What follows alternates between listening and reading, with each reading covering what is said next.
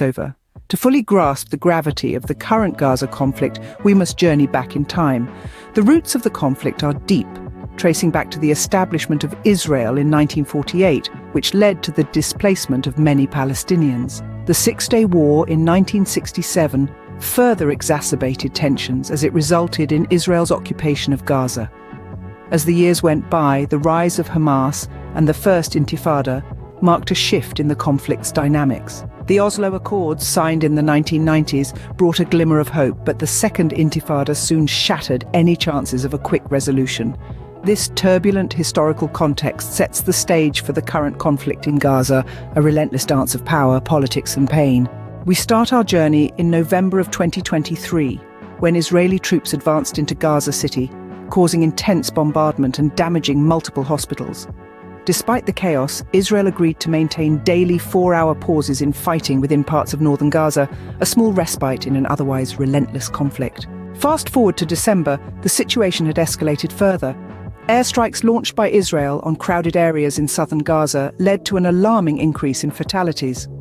The health ministry in Gaza reported that at least 200 Palestinians were killed after a ceasefire collapsed, bringing the overall death toll in Gaza since the start of the war to over 15,200. Heartbreakingly, 70% of these casualties were women and children. In response to these atrocities, the United States and other countries called on Israel to protect civilians. Vice President Kamala Harris expressed concern over the civilian suffering and devastation in Gaza.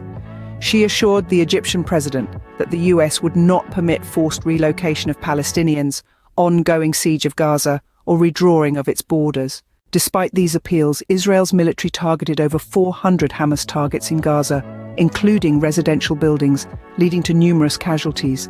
Meanwhile, Palestinian militant groups retaliated by firing rockets on southern Israel, escalating the conflict further.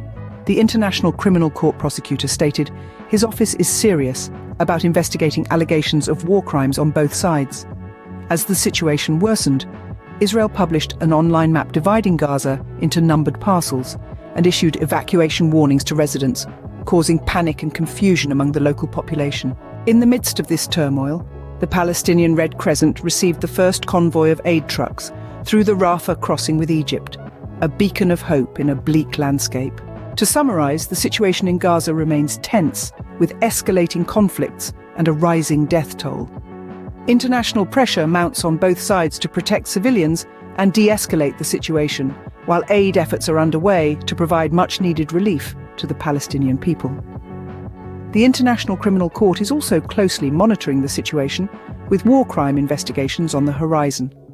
This narrative continues to unfold, and as it does, we remain hopeful for peace and justice in Gaza.